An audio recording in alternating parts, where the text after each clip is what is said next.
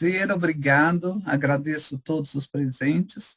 Estou achando o seminário excelente, de muito grande qualidade, porque tenho certeza que todo mundo que sai daqui hoje vai saber um pouquinho mais de soro, que é super importante. Então, começando, eu vou pedir para passar o primeiro slide.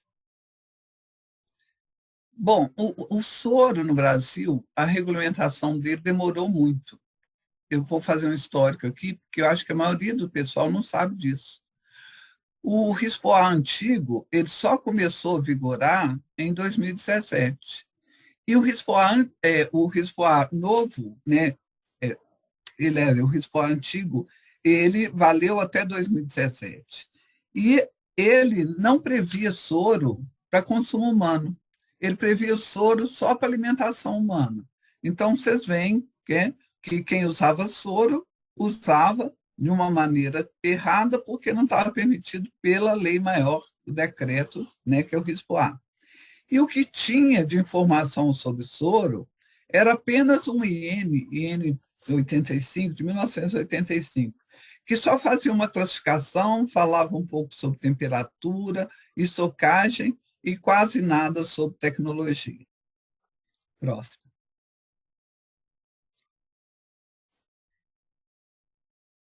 Quando a gente foi discutir bebida láctea, que depois foi publicada em N16, 2005, tá? A gente trabalhou com o composto lácteo, que seria mais ou menos a bebida láctea em pó, né? E o uso do soro, né, ficaria líquido, ficou a bebida láctea. Só que quando a gente começou a discutir, né, foi falado, mas não pode colocar o soro, porque o RISPOA não trata o soro como um alimento de uso humano, né? Então, como que eu consegui colocar o soro na bebida láctea? Tá? Eu lembrei que no Mercosul, tá, já tinha alguns regulamentos que permitiam o soro, né? E o Tratado de Ouro Preto, que regula o Mercosul, ele é superior ao RISPOA. Então, por conta disso, mesmo não tendo essa previsão no RISPOA, a gente colocou o soro na bebida láctea. Próximo. Então, mas mesmo assim, o pessoal que estava contra esse uso de soro, eles praticamente obrigaram a gente colocar na bebida láctea que a gente tem hoje frases nocivas ao soro. Então, ficou parecendo que o soro era uma coisa ruim e não uma coisa boa. Tá? Eu lembro que quando, há uns 20 anos atrás, veio na BIC uma pessoa dos Estados Unidos e falou com a gente assim, estava eu e o Fábio, a gente faz queijo só para ter soro, porque o que dá dinheiro é soro.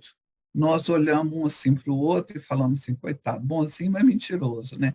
Porque a gente não imaginava que era o que é, né? O que é hoje e o que a gente pode fazer com soro e como o soro é importante. Então, vocês verem que isso era uma coisa tão desconhecida, tá? Que depois, em 2005, o pessoal mandou colocar, contém soro de leite, né? Na bebida láctea colorida, contém soro de leite na bebida láctea de cor branca, abaixo de 250, e contém X% de soro na bebida láctea de cor branca, com uma letra de, no mínimo, 1 milímetro de altura. Então, assim, em nenhum momento, tá, ficou parecendo que o soro estava contribuindo para melhorar este produto. O próximo, por favor. Então, a gente precisava muito de ter uma legislação para o soro, para a gente poder, né, normatizar e trabalhar da forma correta. Então, em 10 de abril de 2013, saiu a consulta pública da Portaria 53, que falava sobre o RTQ de soro de leite. O setor se manifestou, né, mas essa consulta nunca foi publicada. A gente desconhece as razões dessa paralisação. Durante muito tempo, a gente questionou onde que estava, por que tinha parado, né? E nada ocorreu. Então, até a publicação do novo RISPO-A, que aí colocou o soro como um alimento, né, não só para alimentação animal, mas para pessoas, né, as empresas, e até o RTQ de soro, vocês vão ver que ele entrou em vigor, né, agora em outubro, né, de 2021, 1º de outubro. Então, esse tempo todo, a gente ficou sem uma legislação específica para a soro. E o que tinha para que a gente seguir, um ofício circular muito antigo. Então, eu acho que isso, e com outros processos também, que se der tempo eu falo no final, que não são processos tecnológicos, atrasou muito o avanço tecnológico de uso do soro no país. O próximo. Então, em 2017, foi publicado o decreto 9.013, né, com o novo RISPO-A, e aí, no artigo 400, ele colocou que, para fins deste decreto, soro de leite é o produto lácteo líquido extraído da coagulação de leite, utilizado na fabricação de queijo, de caseína e produtos similares. E tirou a frase que não era permitido, que só era permitido para alimentação animal. Tá? Por outro lado, o que a gente já tinha na bebida láctea, que era obrigatório o uso de soro, quando saiu a definição de bebida láctea, saiu que, para fins desse decreto, a bebida láctea é o produto lácteo ou produto lácteo composto, obtido a partir de leite, ou de leite reconstituído, ou de derivados de leite, ou da combinação destes, com adição ou não de ingredientes não lácteos. Então, o soro não é mais obrigatório na bebida láctea, e a gente, pela Viva Lácteos, a gente fez, junto com a BLV, a gente fez uma proposta de regulamentação de bebida láctea, estamos aguardando a avaliação dela junto ao DIPOA. Próximo. Então, quando que foi feita, então, a primeira regulamentação? Na verdade, o setor mandou, né, para o MAPA um pedido de regulamentação, uma proposta, né, de RTQ de soro, e dia 13 de agosto de 2020, aprovou o regulamento técnico que fixa os padrões de identidade e qualidade para o soro de leite e o soro de leite ácido. Eu não sei se foi pela data, entendeu? 13 de agosto, né, para quem acredita nessas coisas, essa portaria saiu cheia de erros, né? Erros nos padrões físico-químicos. A consulta pública não tinha erro, mas essa instrução saiu com muito erro. Então, ela foi revogada pela Instrução Normativa 94, de 18 de setembro de 2020, que aprovou o regulamento técnico que fixa padrões de identidade e qualidade para o soro de leite e o soro de leite ácido. Próximo. Só que essa portaria, ela também saiu com erro. Então, foi publicado, aliás, a SN saiu com erro, foi publicado, então, uma portaria, tá? 386, de 25 de agosto de 2021, né, que entrou em vigor a partir de 1º de outubro de 2021, que alterou o anexo do Regulamento Técnico de Identidade e Qualidade do Soro de Leite, aprovado pela Instrução Normativa SDA 94, de 18 de setembro de 2020, para os padrões de acidez de produtos. E ela ainda, essa portaria também saiu com um erro. Tá? Aí me preocupa muito o fato de antes ter saído IN e depois ter saído como portaria, porque a portaria é muito mais difícil de você alterar do que um IN. Tá? Então, próximo, por favor. Então, essa IN 94, de 18 de setembro de 2020, tá? Ela aprova esse regulamento e ela tem uma nota que, no caso do soro em pó, que sofrer redução de minerais e lactose, deve ser atingido os parâmetros físico-químicos do soro de leite parcialmente delactosado. Então, se seguir, né, se tiver alguma redução de minerais e lactose, passa a seguir a esses padrões. Tá? Então, não tem um padrão específico. E ela entraria em vigor também em 1º de outubro de 2021, o próximo.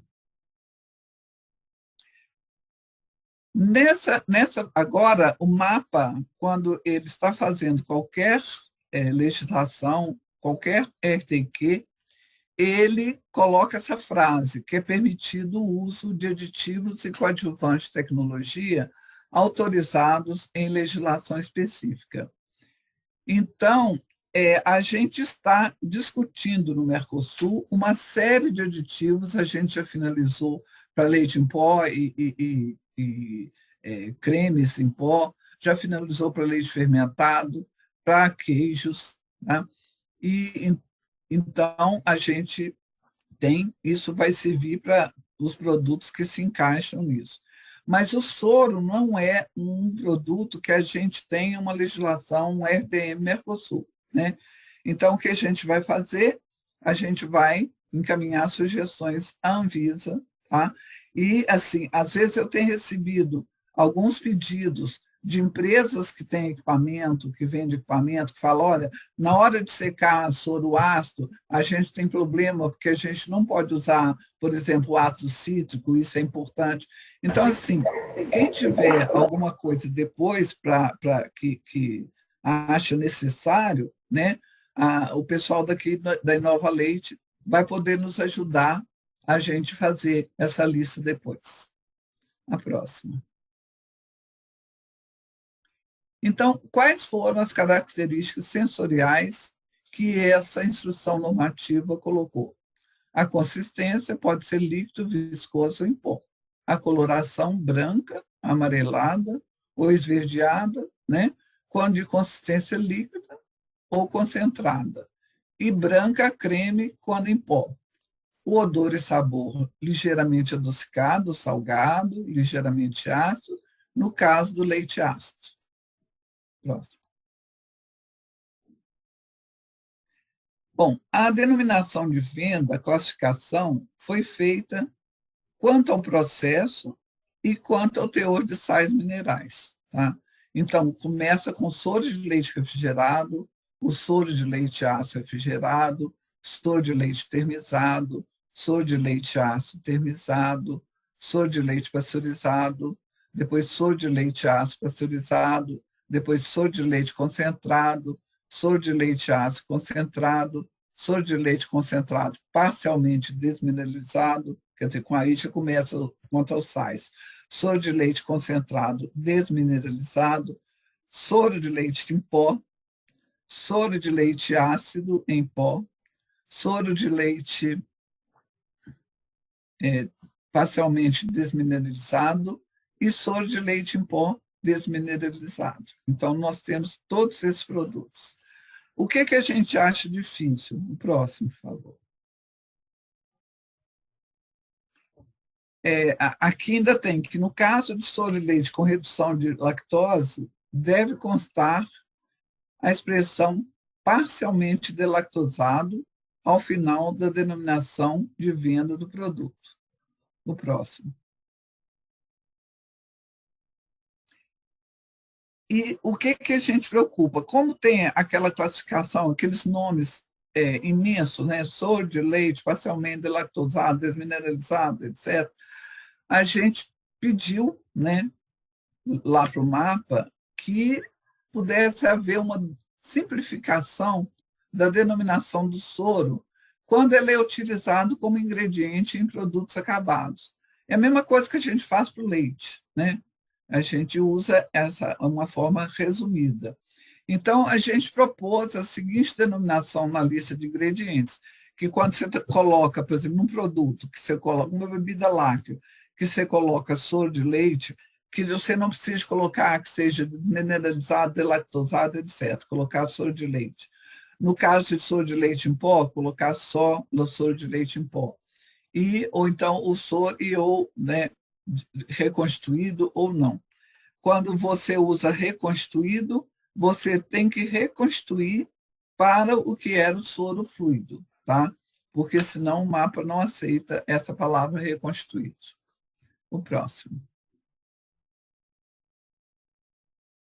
Bom, acondicionamento, conservação e transporte. Isso a gente discutiu demais entre os nossos associados, porque o pessoal queria um prazo maior, queria temperaturas maiores, etc. Mas, no final das contas, foram esses os prazos estipulados. Então, o tempo entre obtenção e processamento industrial é de 72 horas. Tá? O tempo da obtenção do soro terminizado, pasteurizado, concentrado, até o início do processamento industrial é 96 horas. Porque aí vocês já viram que o soro já teve um processo, né? Que aí ele pode manter um tempo maior, né? Sem que ele sofra mais alterações. O tempo para a obtenção do soro refrigerado, quando ele concentrado, até o início do processamento industrial, deve ser no máximo 120 horas. Então, você refrigerou, concentrou, e aí você vai usar. Tá? Aí o tempo é esse. O soro líquido, ele deve ser refrigerado e conservado a no máximo 7 graus. Né? Caso o soro não seja imediatamente processado, esse tempo deveria ser de 6 horas. Próximo. O soro líquido, ele deve ser refrigerado e conservado a no máximo 7 graus e, caso não seja imediatamente processado, em até 6 horas. Porque se ele demorar mais tempo, né, ele vai ter que sofrer outra temperatura. O soro de leite concentrado em até 30%, ele vai ser refrigerado e conservado a uma temperatura máxima de 8 graus. E o soro de leite líquido deve ser transportado e recebido a uma temperatura máxima de 10 graus. Isso foi uma coisa que acho que a gente conseguiu, porque para manter essa temperatura de 7 graus enquanto você está transportando, é bem complicado. Então, a gente conseguiu isso. A próxima. O soro de leite concentrado até 30% também pode ser transportado a uma temperatura máxima de 10 graus.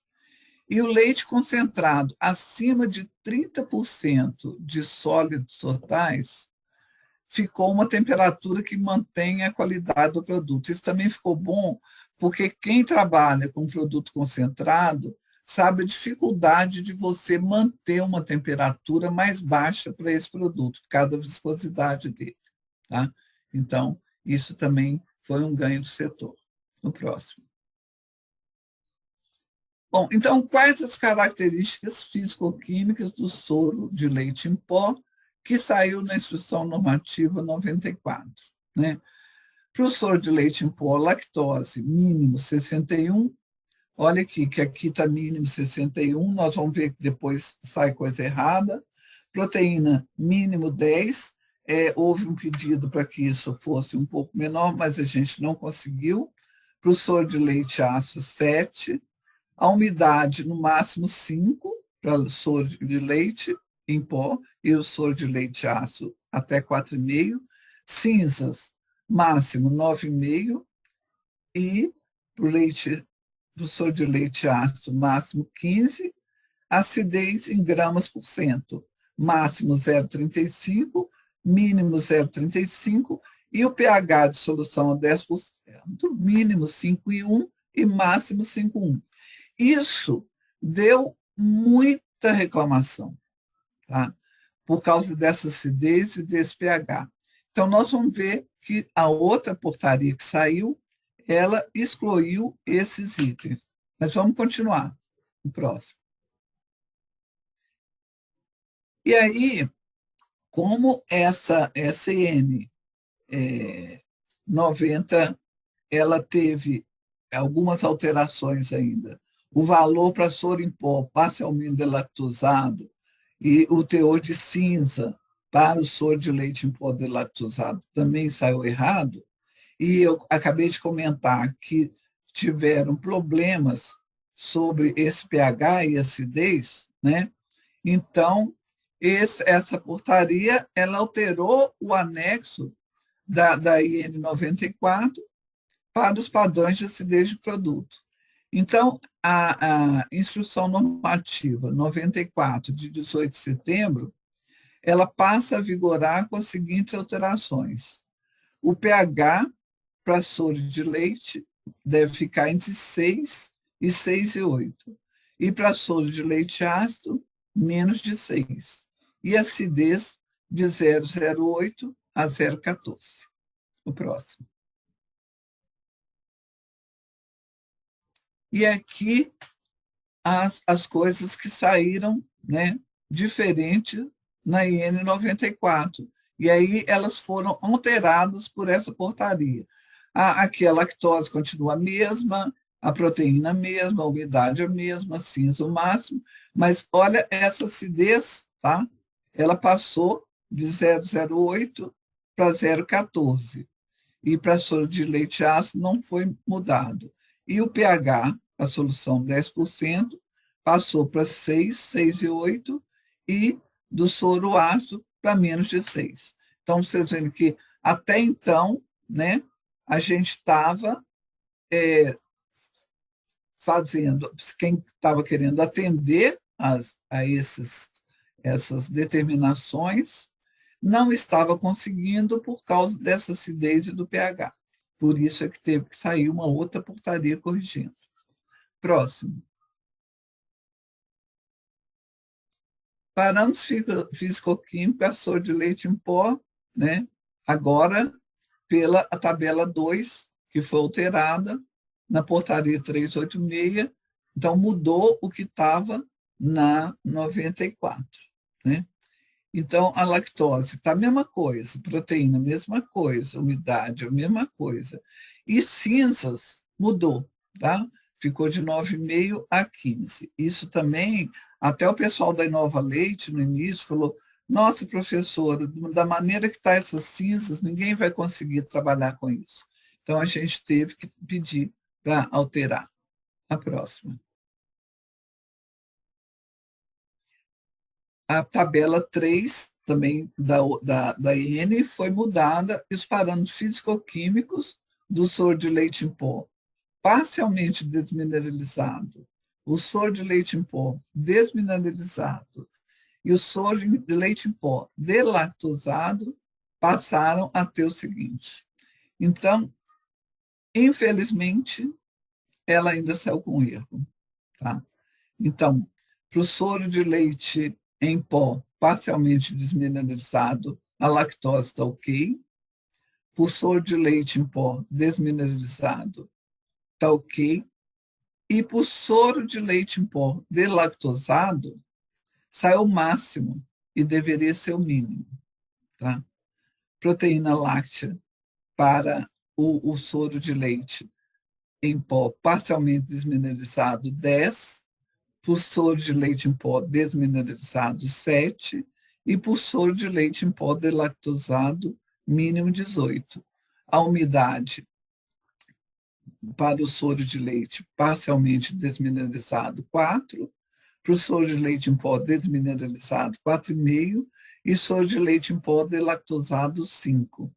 Vocês sabem da dificuldade da gente ter, né, um valor muito baixo, né, dessa umidade, porque a gente já tem algumas alterações que complicam. As cinzas, tá? Então, foi feito uma margem, né, para o soro de leite em pó parcialmente desmineralizado, variando de 1,5 valor de 7, então a gente tem uma faixa aqui melhor, né? Para o soro de leite em pó desmineralizado ficou 1,5, né? Porque ele já não vai ter cinzas, né?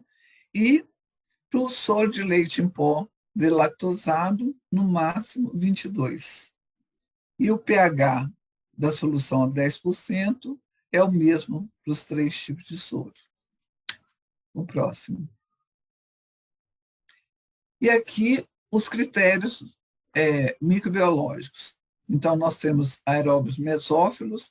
Quando foi publicada a IN 94, nós tivemos problema também, porque saiu esses, o que está, né, 10-4 ficou junto, ficou parecendo 104. Então, nessa última publicação, já foi consertado isso, né? Então, coliformes totais, coliformes termotolerantes, Staphylococcus aureus e salmonela, né? Então, assim como para o leite pó, salmonela vai ser 0, né? E ainda tem um valor, né, para Staphylococcus aureus ainda é permitido. O próximo. Bom, isso aqui seria uma proposta de aditivos, que se eu fosse escrever aqui todos os nomes, a gente não conseguiria, a palestra ia ser só focada nesses números.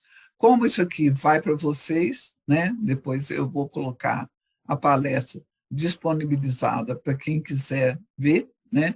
Então, vocês vão poder ver, mas isso aqui é uma sugestão, né? A gente tá depois, né? A Inova Leite vai nos ajudar a que a gente coloque, né, alguns aditivos que por acaso estejam faltando aqui e que eles sejam importantes, por exemplo, para secar um soro ácido, né, ou para ajudar na dissolução depois de um produto, ou que esse produto, né, um antiumectante, ou às vezes até um antioxidante, que eu não tenho nenhum colocado aqui. Agora, o importante é o seguinte: toda a legislação que a gente está seguindo no Mercosul é Códex. Então, se não tiver no Códex, a gente tem que fazer uma defesa muito grande e mostrando em outras legislações, por exemplo, União Europeia, no FDA, para que isso seja aceito, porque senão não é aceito, tá? Então, nós estamos aqui, né, para depois a gente mandar isso o mais rápido possível, porque para não prejudicar os nossos associados. Eu sei que tem empresas que hoje ela está sendo prejudicada porque ela importa, por exemplo, um leite em pó delactosado, parcialmente desmineralizado, delactosado, e o valor que está escrito ali é o valor, né, que a gente que saiu errado, tá? O próximo. Antes de terminar isso, eu gostaria de falar que uma das coisas que a gente fez, né, pela Viva Lactos foi pedir que essa portaria 386, que alterou o anexo, que ela fosse corrigida o mais rápido possível. Então, nós mandamos um documento para o MAPA no dia 23/9, tá? Pedindo para alterar esse erro da lactose, né? E nós recebemos uma resposta do MAPA depois, né? Depois que a portaria já tinha saído, e sendo que a portaria já entrar em vigor. Então, assim, e eles falaram com a gente que eles demorariam 6 meses para fazer a alteração. Então, quem tem esse produto, né, vai ficar meio sem saber o que vai fazer, porque não saiu errado, né, e ainda não consertou. Então, como não consertou, é preciso, né, a gente depois conversar com o fiscal que está na fábrica para ver o que pode ser feito. Bom, então vocês viram, se a gente pegar a data inicial que eu falei, né,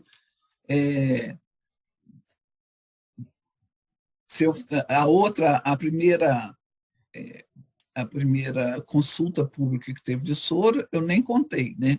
Mas se a gente pegar que a IN 80, né, ela saiu em 13/8/2020, né? E agora nós estamos, né, em novembro de 2021, então é um tempo muito grande para uma legislação ser publicada e ela está correta para que a gente possa usar. Isso nos preocupa muito porque a parte de inovação das indústrias ela fica, né, muito restrita. É difícil inovar no Brasil. Agora, uma coisa que eu falo também é que não é só a parte regulatória. Nós temos uma parte também da dificuldade que a gente tem, porque Minas Gerais, então, tem muitas fábricas pequenas e que não conseguem usar o soro. Então, difícil de você transportar esse soro. Então, as fábricas maiores já fazem isso. O Alberto, aí da Argentina, vai concordar comigo. Eu conheço a Argentina de Córdoba a Santa Fé. E eu falo que o lugar mais alto que tem, tá, é um quebra-mola. Em que em Minas nós temos milhares de montanhas, tudo montanhoso, difícil e tal. Então, de Córdoba a Santa Fé, todas as empresas elas já têm, né, membranas concentrando esse soro para mandar para onde vai secar. A Arla Foods, inclusive, está lá, tem uma fábrica imensa que faz vários produtos de soro. Agora, eu acho que com o preço do combustível do jeito que está, né, talvez agora as empresas pensem, né, que investir numa membrana para concentrar o soro e depois mandar esse soro para uma outra empresa pode valer a pena. E é isso que o mundo inteiro faz. Tá? Então, assim, nós temos problemas com dificuldades de resoluções, de portarias, temos, tá? Mas nós temos também problemas, né, de transporte, de estradas, de dificuldades de empresas pequenas, mas o soro ele é importantíssimo, tá?